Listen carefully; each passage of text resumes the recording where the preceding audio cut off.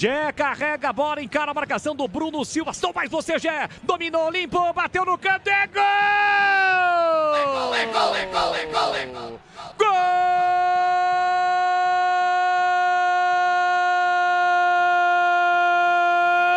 da Ponte! Essa banda Ponte Preta, orgulho de Ele está de volta, o artilheiro Gé! Gé! Tem a 9 estampado na camisa!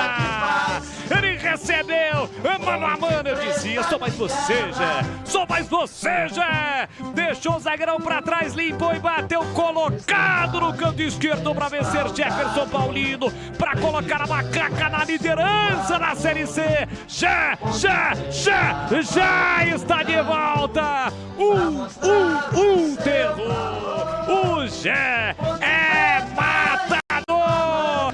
Gé faz a festa da macacada, pula, sai do chão e vibra a macacada! Olha lá o povão festejando, olha lá a galera vibrando, é gol da macaca, é o gol da liderança!